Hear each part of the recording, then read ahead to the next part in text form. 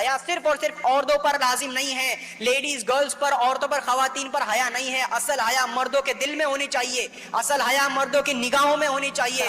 ہم سوچتے ہیں کہ صرف پردہ عورتوں کے اوپر فرض ہے، بالکل نہیں. حیا ہمارے اندر ہونی چاہیے، ہمارے کردار میں ہونی چاہیے، ہماری نظروں میں ہونی چاہیے. ہم آج کل ہمارے زمانے ہم کہتے ہیں نا کہ یار مجھے اٹینشن چاہیے، میں جب جاؤں راستے سے تو 4 لوگ دیکھیں مجھے، میں جب جاؤں راستے سے تو 4 لوگ تعریف کریں میری. تو اس قصے کو آپ لوگ ضرور غور سے سنیے. آپ صلی اللہ علیہ وسلم کے وقت پر ایک صحابی تھے ماشاءاللہ، دکھنے میں بے حد خوبصورت، اور ان کی زلفیں بڑی مشہور تھی اور بڑی خوبصورت تھی. ان کی زلفیں سمجھ میں آتی نا، زلفیں جب بال بڑے ہوتے ہیں، گھنے اور کھلے ہوتے ہیں، مشہور تھے اور بڑی خوبصورت ماشاءاللہ دکھنے میں ان کا چہرہ. جب بھی وہ کسی محلے سے راستے سے گزرتے تو عورتیں لڑکیاں اپنے گھر کی کھڑکیوں میں دروازوں میں آ کر ٹھہرتی تھی، رکتی تھی تاکہ وہ دیکھ سکے ان کی اس خوبصورتی کو، انہیں اپریشیٹ کر سکے، اسے نکھار سکے اور اچھی طرح سے ان کے دیکھ سکے انہیں. اس طرح سے وہ رکتے تھے اور صحابی بھی دیکھا کرتے تھے. اس وقت انہوں نے اسلام قبول نہیں کیا تھا، ان صحابی نے اس وقت اسلام میں وہ داخل نہیں ہوئے تھے. تب وہ جب بھی جاتے راستے سے تو ساری خواتین اپنے گھروں کے اپنے کام چھوڑ کر اپنے کھڑکی دروازوں میں آتی اور انہیں دیکھتی، ان کی خوبصورتی کو دیکھتی. اچھا لگتا ہوگا نا.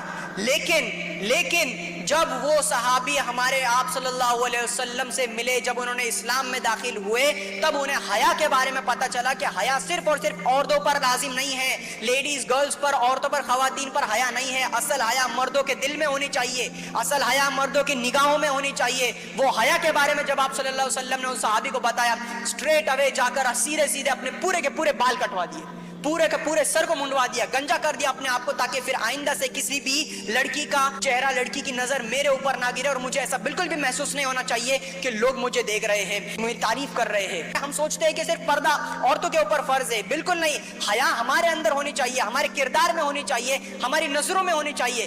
حیا نرمی ہو. آپ چاہو کہ میں اس سے رسپیکٹ لوں، سامنے والا بندہ میری عزت کرے، بھلے آپ نے کچھ کیا ہو یا نہ کیا ہو، لیکن سب سے پہلے آپ کو عزت دینا سیکھنا ہوگا.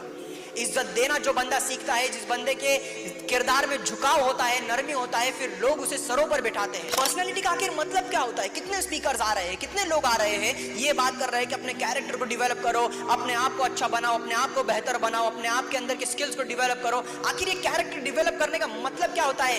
کیریکٹر ڈیولپ کرنے کا مطلب، اپنے اچھی پرسنالٹی دکھانے کا مطلب مہنگی گھڑی ہاتھوں میں، یا پھر مہنگا موبائل آئی فون جیب میں، یا پھر لاکھوں کے شوز، یا پھر مہنگی گاڑی، ان سب کا مطلب آپ کی پرسنالٹی کو ڈیولپ کرنا نہیں ہوتا. آپ کی اصل پرسنالٹی، اصل کردار آپ کے اندر سے جھلکتا ہے. آپ کی حرکتوں میں، آپ کے چلنے میں، آپ کے اٹھنے میں، آپ کے بیٹھنے میں، جس طرح کا ڈسپلن آپ کے اندر ہے وہ آپ کے کیریکٹر کو ڈیفائن کرتا ہے. اور صرف آپ کے کیریکٹر کو نہیں، آپ کے ماں باپ کی تربیت کو بھی وہ ڈیفائن کرتا ہے.